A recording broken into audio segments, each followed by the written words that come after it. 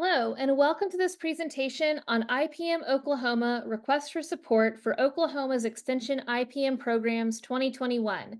I'm Dr. Ashleigh Faris, the new IPM Coordinator and Cropping Systems Extension Entomologist at Oklahoma State University.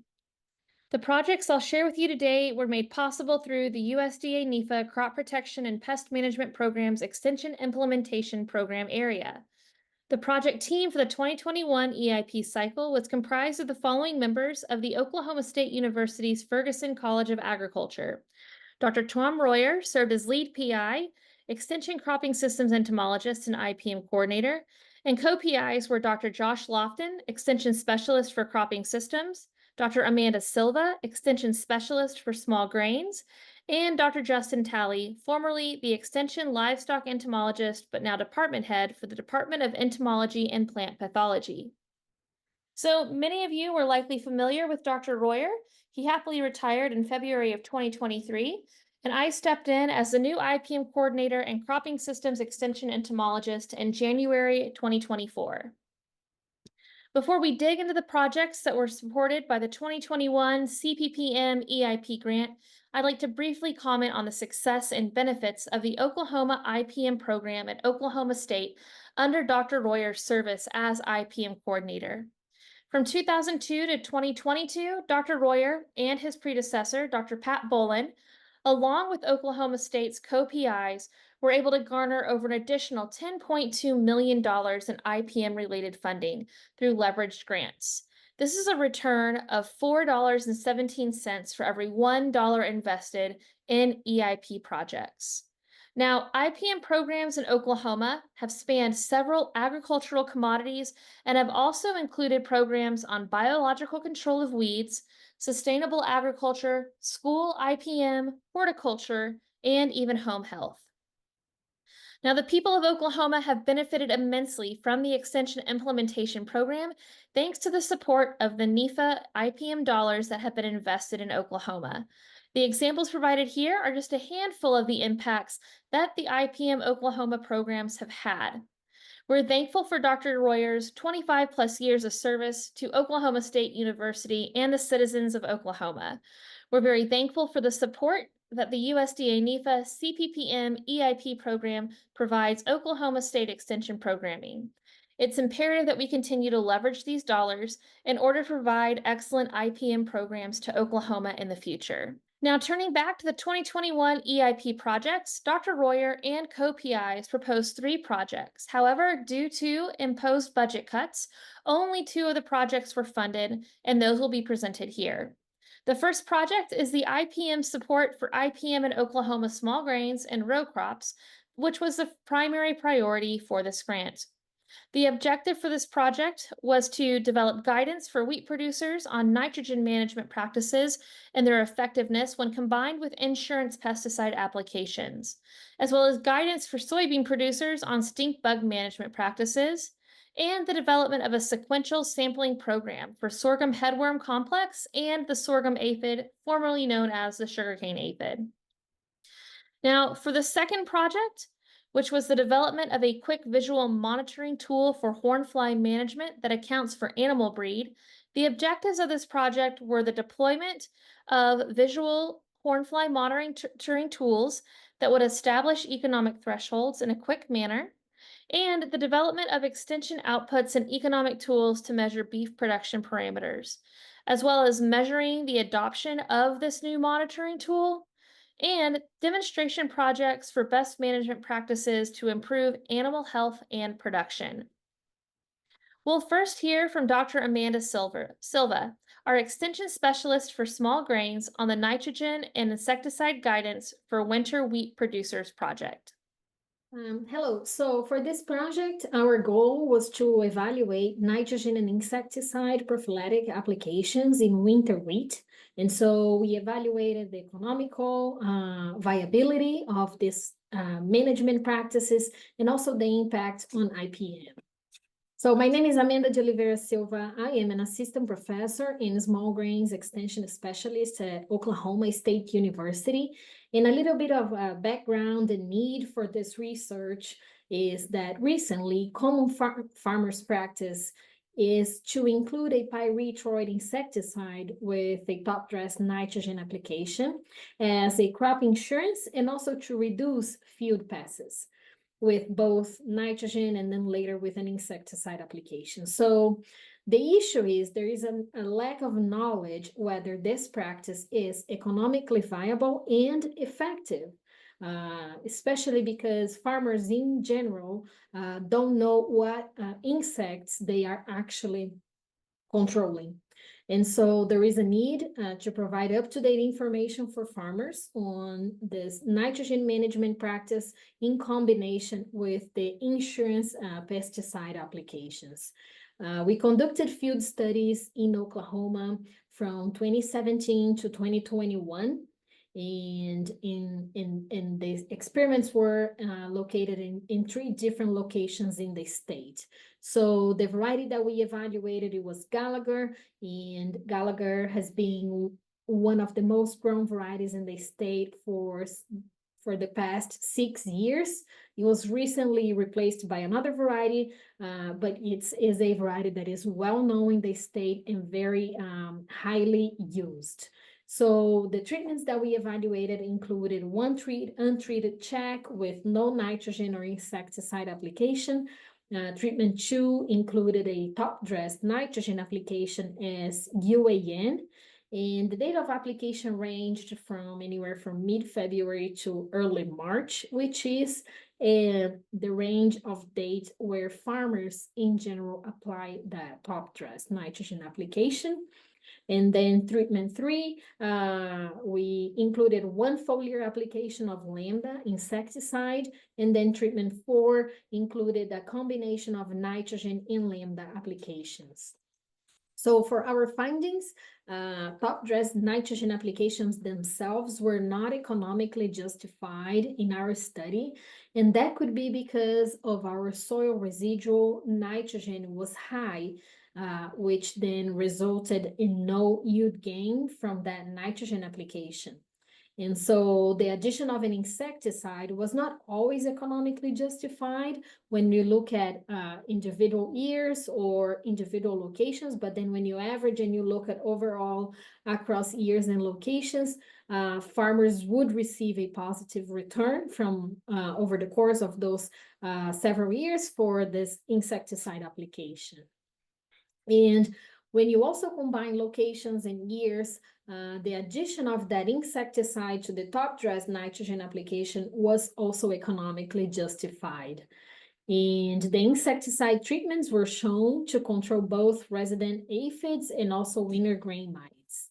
As a conclusion, top-dressed nitrogen and insecticide applications were only economically viable or justifiable when applied together. And so a strategy that farmers could use is if they are going to apply a top-dressed nitrogen in their fields, then it does make sense for them to add the insecticide applications. Aphids and mites are very difficult to sample, and so there is a need for future research to accurately predict if and when the insecticide would be needed, and also on developing pest management alternatives that could inhibit this insect. So, for example, rotating wheat with canola or other non-host crops, especially because when you look at wintergreen mites, they do not survive in canola, but they do prefer continuous wheat rotations.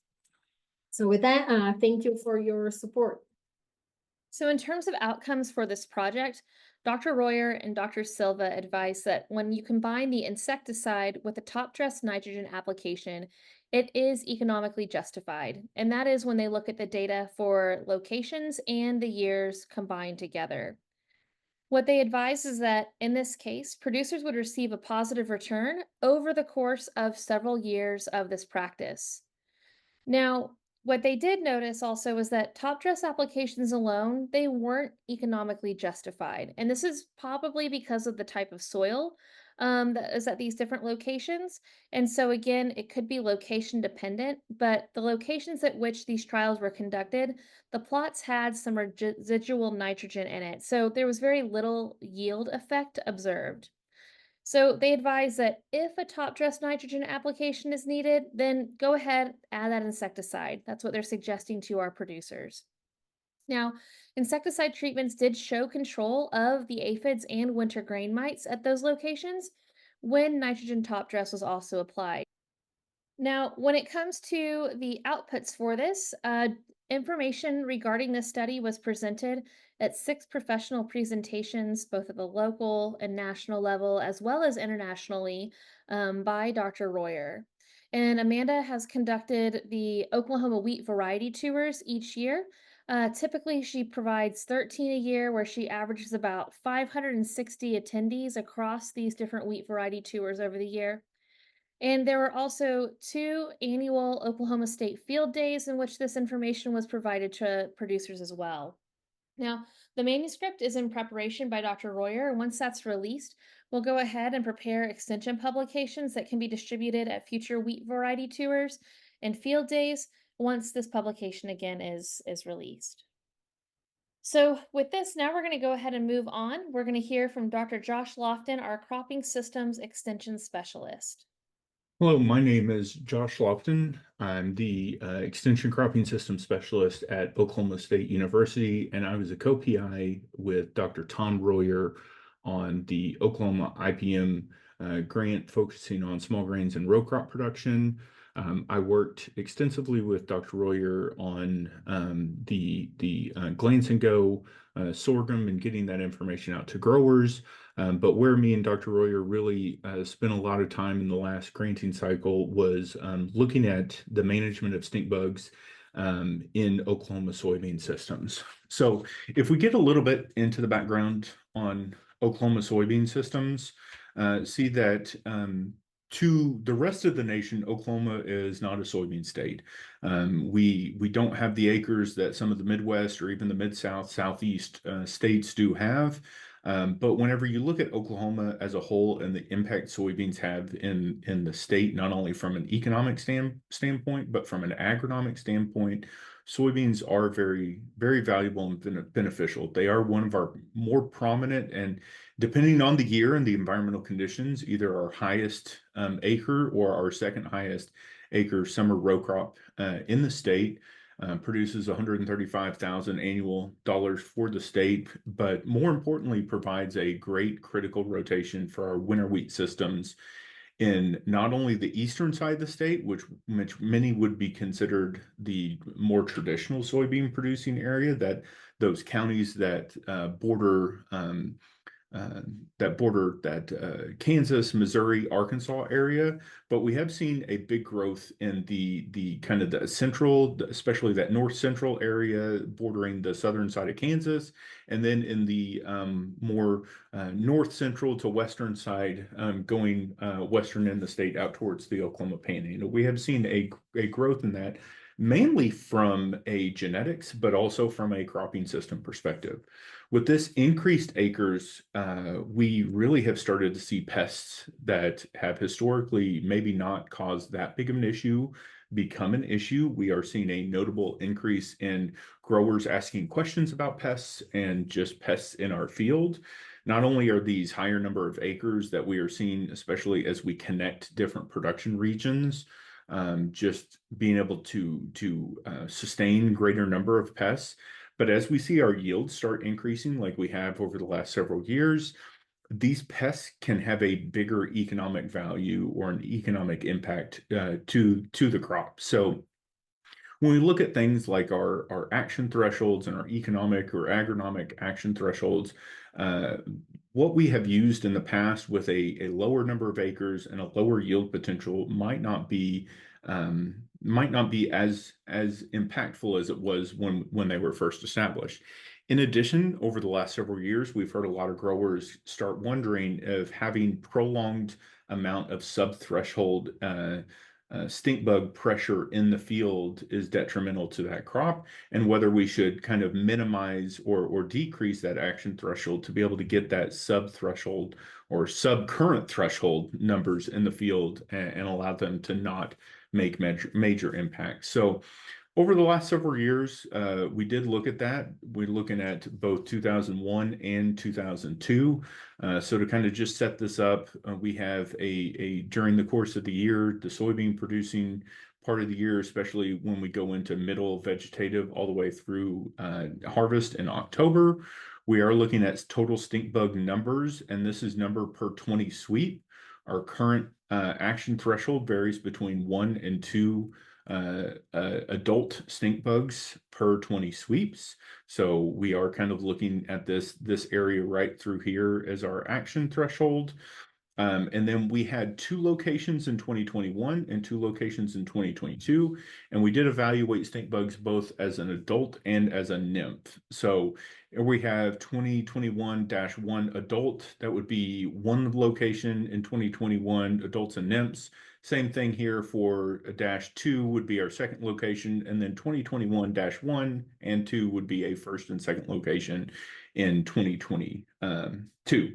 And just to kind of keep things, I've grouped the colors based on the year or the location, and the solid lines are the adults, and the dashed lines are that same location, same color, but just for our nymphs or our adolescents. So what we see here is during the course, as we start going through the middle to later vegetative period, we don't typically see a good amount of pressure until we get into this late June, when we start seeing that transition into later vegetative and early reproduction. And by the time we get to early to mid-July, we are starting to see those numbers start increasing to where we can get upwards of 1 adult stink bug per 20 sweeps. And that kind of maintains itself all the way through July, through the most part of August. We are right around that 1 adult or around that same number of nymphs or adolescents. It isn't until September to where we actually see an increase to where we can go above that action threshold of 2 per 20 sweeps. But this is mainly seen just from the adolescents or the nymphs. We don't typically see our adults, or we didn't in these 2 years, see our adults peak above until we get to a mid-September sampling period. And those in mid to late September will go above our action threshold until we get kind of maturation in the early part of October. We start taking the soybeans out of the field. We do see nymph numbers get quite high during these periods. And some of those do translate to increased adult numbers. But we spend a large part of our reproductive season from mid-July all the way through early to mid-September to where we have stink bugs in the field, maybe 1 adult per 20 sweeps through the field, maybe an adult and a nymph. And it's this point in time to where a lot of growers are wondering if they need to be making an application, to where we have weeks on end of just stink bug pressure in the field, but it is currently below our action threshold. So when we went through and we decided to take a strip and make an application, when we did reach that 1 stink bug per, or we did a non-applied, where it's not really correct to have it as non-applied, but we waited till we got those 2 stink bug per 20 sweeps to make that application. We saw that universally making that application at 1 stink bug per 20 sweeps was agronomically important, and depending on the location in the year, it will kind of vary how economically impactful this might be. In this first location in 2021, we made 3 applications for stink bugs, and in the second location in 2022, we made 2 applications for stink bugs. We made 3 additional or 2 additional. We made 1 additional in both these locations in 2021 and 2022, but because the yield potential is sub 30 bushels, we aren't really seeing a big distinction between making that application at 1 adult per 20 sweep versus 2 adults per 20 sweep. We do see a numerical bump, but I really doubt that'll be significant. While when our yield potential goes up to that above 30 bushel, we are seeing a quite a bit of a difference between our 2 management schemes, whether applying at 1 or applying at 2 adults per 20 sweep.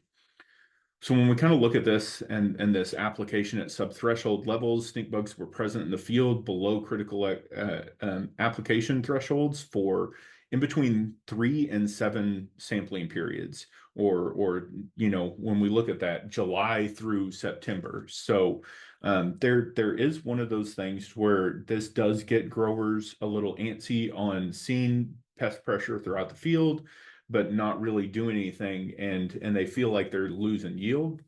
NIPs often reach thresholds at sampling period of kind of before the adults, or if they reached it at the same time, they typically had a higher population density than the adults. And that's something we may need to take into account when we start addressing potential new thresholds. Even at marginal below current recommendations, application of insecticide appeared to be beneficial. However, the significance, because this was more demonstration in nature, we did take this as a large swath through the fields where we applied and we didn't apply, and then we scouted from there. Can't really determine significance, but there appears to be some benefit here, and it's something that probably should be looked into a little bit more further in years to come. The next question we get from growers all the time is when to apply and when to apply until. So making that first application is probably relatively easy. But if we've made an application at R5, R5.5, do we need to continue to sample to make an application that would potentially be at or just beyond physiological maturity? So we looked at that in 3 different years, 21, 22, and 23. This is a continuation of a project that we had stretching all the way back to 2018, but really focused on that last application for insecticide. And I will say that almost universally from 2018 all the way through 2023, we had a significant increase in our soybean yields when we applied all the way through the later stages of growth. This could be for various reasons. Stink bugs, especially when we plant early in the season, they do seem to be an end of season pest. So if we are only we are stopping our scouting and potential application at R5, R5.5, we might be missing the stink bug population as a whole. But overall, we did think that the application towards physiological maturity appeared to be beneficial, and significantly it was so. One thing that we really wanted to look into was quality, but 2021, 2022, and 2023 were not great years to look at quality because of the drought throughout Oklahoma. And so we didn't really see any of that late season moisture conditions that we typically would associate with our Septembers and Octobers that may provide an issue. But what we did see is shatter was a greater issue when we only controlled to early season. And this is especially true where desiccants were used. If we applied a desiccant and we did not control late season stink bugs, there was a more rapid drying that growers needed to go out and really make sure they were very, very timely with their harvest. And this later season management does add flexibility to the system. When you talk about growers, they really do love their flexibility. And where we're really talking is about once your soybean is mature in the field, but you got a lot of other activities going, being able to control or actively controlling stink bugs till later in the year allowed those soybeans to kind of stay in the field without going through shattering, without losing yield to decay longer than they would have if we would not have controlled stink bugs until earlier. So that has been my part of the Oklahoma IPM for small grains and row crops for the last several years. Dr. Lofton's outcomes for the stink bugs and Oklahoma soybean project demonstrated that the yield was greater at the locations where the subthreshold insecticide application was applied. So this means there's potential to increase profit for our soybean producers. He also noted that soybean yield increased when applications were made through later stages of soybean growth. So applications towards the end of physiological maturity actually appeared to be beneficial. In terms of outputs, Data from this project was presented at one professional meeting at the national level. We've had 5 Oklahoma State field days over the past 3 years where demonstrations were presented and data from this project were shared. We're going to look at this project a little bit further in the future 2024 EIP grant. It's giving us reason to go ahead and evaluate, is this threshold possibly too conservative in Oklahoma soybean production? And so you'll see more about this project here in the near future. Now, with that, we're going to move on to the final project that is part of the agronomic crops priority. And that project was one that was managed by Dr. Tom Royer, and it's the sequential sampling program for sorghum headworm complex and the sorghum aphid, formerly known as the sugarcane aphid. And so this is something that Oklahoma State has actually been working on for a while. These smartphone apps that are useful for scouting agronomic insect pests. He was, again, the lead on this project, and in 2018, Dr. Royer had helped to develop the Glance and Go app with a team of different individuals here at Oklahoma State, and even some collaborations with individuals at the Stillwater USDA ARS research station. So in 2021, EIP grant funds were requested to extend the application of these scouting apps to the sorghum aphid, as well as to the sorghum headworm. And so the good news is we do have an app that has been developed and deployed for the sorghum aphid, and you can actually access a video on how this app works by going to the link shown here on your screen. So whenever this app, the way to use this app is it's going to walk you through the kind of information you need to fill out, the number of plants that you need to sample, and also it's going to take into account not only the pests that you're observing, but also the natural enemies. And you're going to be entering input costs such as your control costs and the market value of wheat and sorghum at the time, depending on, again, which pests that you're scouting for and in what environment. So when Dr. Royer retired at the beginning of 2023, he had the sorghum headworm complex app completely developed. And then we had some turnover with our Oklahoma State University App Development Center. And with that, one of the individuals that was integral in building these apps and then also deploying them for testing actually moved on to another position elsewhere. And so since that time, we've been unable to identify an individual that has the skill set in order to deploy the testing the app into testing mode. And so that's actually something that we're hoping to be able to do in the near future, once that individual is hired and once additional funding is secured to incur the different costs it's going to take to likely update the app. Now, the good news is, again, 2 apps were developed. One was actually deployed and is currently in use, along with the green bug one. We also have that sugarcane aphid or sorghum aphid one. And in terms of outputs, information about how to use these apps was presented at Ag Expos, and this was reaching over 300 certified crop consultants. Dr. Royer also made several presentations to local media outlets demonstrating the app. And these were demonstrated at different field days across the state, and also through a poster presentation and a professional presentation, and even an ePest alert newsletter was sent out on how to use the app as well.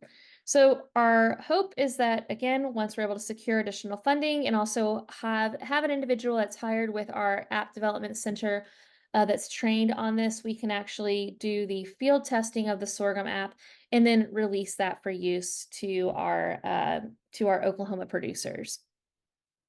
So the last portion of our EIP grant from 2021 had a project on animal agriculture and the development of a quick visual monitoring tool for hornfly management that accounts for animal breed. So now we're going to hear from Dr. Justin Talley, our former livestock extension entomologist, now head of the entomology and plant pathology department at Oklahoma State. Today I'm going to be talking about a new model that we're setting up with the EIP program, developing a binomial sequential sampling model for horn flies in cattle production. And just to start off, I just want to highlight some the significance of the cattle production in Oklahoma. Just to start off, cattle production is the #1 agricultural commodity in the state, with annual cash receipts starting around 4.5 billion annually, which represents around 48% of all cash receipts from all ag commodities. So beef cattle is the #1 agricultural enterprise in Oklahoma. When we think about beef cow inventory, those are those representing what we call pasture-based systems that have horn fly problems. And that represents 1.9 million head in Oklahoma, which is approximately 7% of all beef cow inventory in the whole U.S. nation. Oklahoma currently ranks second in the number of beef cows, so that's what we call our cow-calf systems. So those systems that are primarily raised in grazing systems and pasture-based systems, that the primary goal is to raise a calf every year. We also have some pasture-based systems that are included in these inventories that are known as stockers. Both stockers and cow-calf enterprises are those that experience significant horn fly problems. When we think about the horn fly itself, the issue, it can cause approximately $2.3 billion annually to the U.S. cattle industry. These are small obligate blood-feeding flies that usually feed on the back, to the side, down to the belly of the animal. It can feed as many as 20 to 38 times per day, and it's usually taking about 1.5 milligram of blood per feeding. What's really unique about horn fly control is that this current threshold, economic threshold, when you should implement treatment, is set at 200 flies per animal. And this was set by Schreiber in the late 1980s. Well, in the late 1980s, our cattle genetics were completely different. And we didn't really know the difference between like the distribution patterns between like black-hided animals versus light-hided animals, and why we see different population numbers between those two types of animals. And so we think this 200 threshold needs to be modified. And we are sampling that by using this, again, this binomial sequential sampling model. So the aim of this study overall within this current reporting period and from the previous 3 years is to develop this binomial sequential sampling plan for horn flies, mainly based off of hide color of cattle.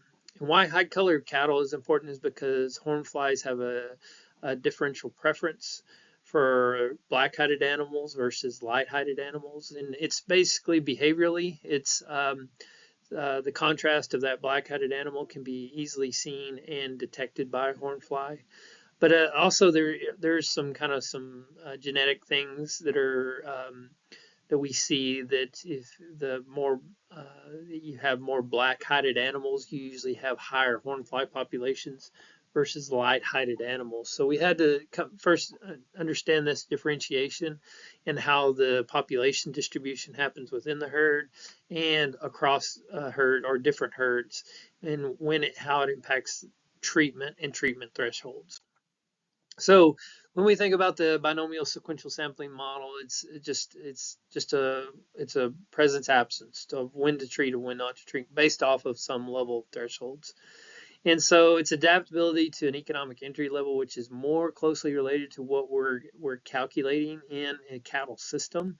By the time we can put in treatment at these various thresholds, whether it's 200 or a modified number of horn flies, this is what we're looking at. Or do we already see damages that can be recuperated, which is in turn translating into an economic threshold, or are we truly just seeing damages that are never going to be recuperated by the animal?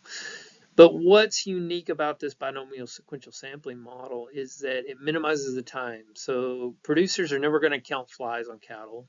It's really hard for a producer to understand, the difference between 200, 300, or even 100 horn flies on an animal. They just see flies on an animal, and so they implement treatment without any kind of guidance of how many animals they really need to sample to implement treatment, or how many, if there is a difference between dark-hided animals versus light-hided animals. And so really we're developing this model based off of this presence absence and incorporating the hide color as a preferential behavioral trait of the hornflies, then how the differences is it's attracted to dark-hided animals versus light-hided animals. So just to start off, getting into the results, we sampled if you want to know, we sampled various herds, black-hided herds throughout Oklahoma. We're continually to sample these. And what we've developed are what we call Taylor's power laws to look at distribution, and it's highly aggregated or clump distribution within animals, within animal herds, both for black and light-hided. And we kind of already knew that with hornflies. But what we are seeing is that we see a better relationship when we look at kind of a higher number of flies, especially when it's related to the light-hided animals, or what we'll call the combined model. So what you see here are 4 representations of this binomial sequential sampling, taking in the data we have collected on various herds. These graphs just show black-hided animals, and shows that, again, if we stick with our standard 200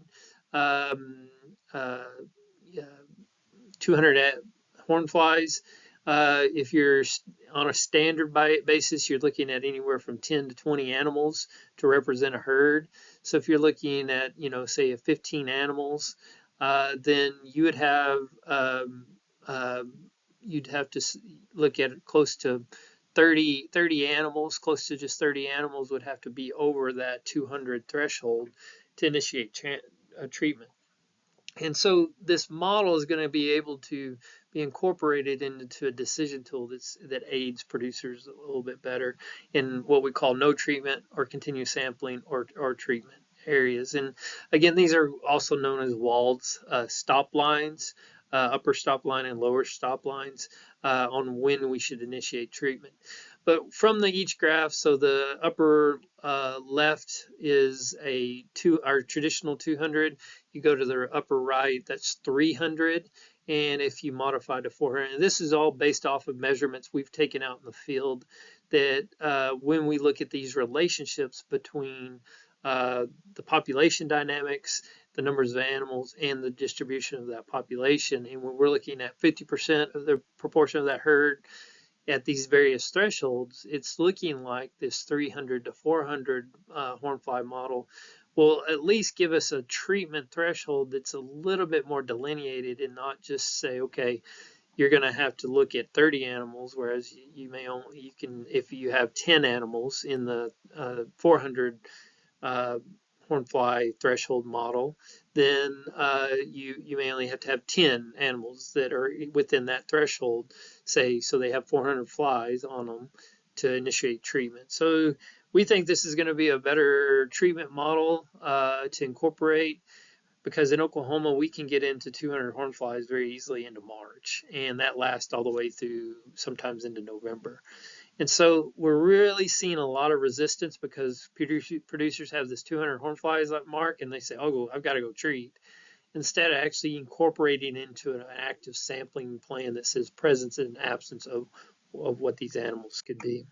Here's the model for light-hided. In fact, our model fits more for the 400, whereas the black-hided animals are what we consider our R-squared when we were doing the tally thresholds.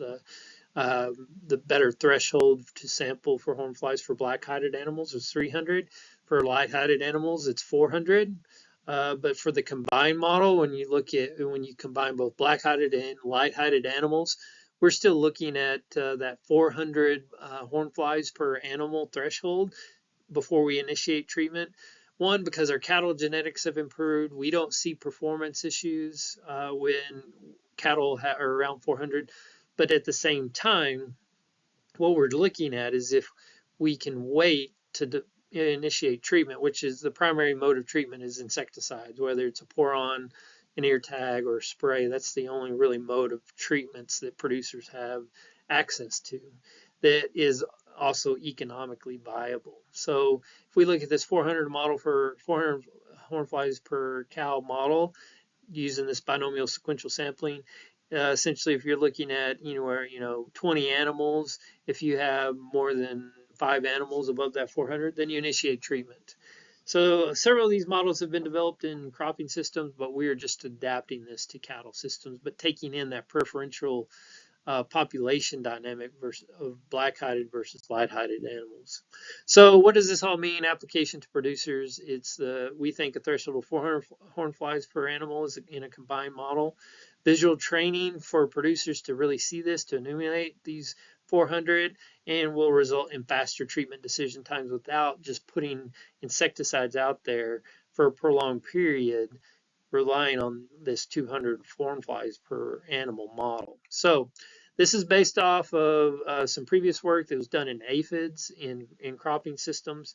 And so our next steps is to actually train the producers to look at what these various populations loads look like on cattle. Of course, looking at the difference between a black-hided animal and how those populations distribute across the animal, what that train these producers and show them, okay, when your population reaches like to this level on a black-hided animal, and you should, according to our model, if you have at least 5 animals that have this many flies per cow, then it should initiate treatment. If you don't, you are in that zone of indifference, or you keep sampling, or if you're in that zone of no treatment, just no treat. And again, we try to differentiate the difference between light-hided and dark-hided animals based off of population distributions on those animals. Again, application for going back to those stop lines is that treatment, no treatment. So if you have using the 400 horn flies per animal sample, if you were to look at a model and you sampled 10 animals and you were above 3 animals, or really looking at this at 4 animals that had 400 or more horn flies on them, then you would initiate treatment. And so again, just looking at 4 animals, they all had 400, they would then it would justify treatment of the herd. So conclusion, we think this binomial sequential model can save time, money, and reduce insecticide resistance if used correctly. It's going to establish a sampling plan for horn flies instead of just going by this rigid 200 horn flies per animal. Future directions, we're continuing to validate this model. Our end goal is to put this into an app where we can put this into a phone application. But really what we're doing this for is to kind of establish this binomial sequential sampling model and then understand producer perspectives of what they can observe as when they think they should initiate treatment versus when they shouldn't initiate treatment, based off of various population loads. And that's ongoing right now in developing surveys to send out to producers. Some recent products from this is we have 2 scientific presentations that were given and highly evaluated by, this is Ashleigh D'Agostino is the graduate student working on this project, and she presented a more expansive presentation, but kind of the impacts of this binomial sequential sampling model for horn flies. Overall impact, we presented some of this information, and just in other just general horn fly integrated pest management techniques other than just treatments set periods. So we disseminated this through 20 different extension organized functions, 4 non-extension organized functions in 2023. Overall, when we give horn fly extension projects that compared IPM strategies for more managing these populations, we see an 80% reduction when we try to really implement an integrated pest management, which means we're waiting until we hit those thresholds and not just treating all the time. And we've actually shown when you do this with certain treatment methods compared to untreated cattle that the economic impacts has resulted anywhere from $15 per head added revenue, which in turn is a net profit of $10 per head for increased weight gain. The binomial sequential model weighed producers on the number of animals to sample in relation to modified thresholds based off of hide color and improved cattle genetics that have been improved since the 1980s. And that brings us to the end of summarizing our EIP projects, outcomes, and outputs from the 2021 grant cycle. I'd like to conclude by stating that for us with the Oklahoma IPM programs, We strive to develop and provide practical, scientifically proven, economically and environmentally responsible pest management solutions for existing and new plant and animal agricultural industries, as well as non-agricultural stakeholders such as schools, urban systems, landscapes, and home gardens. We hope to increase the use of economically sound IPM methods that will reduce risk associated with pest management.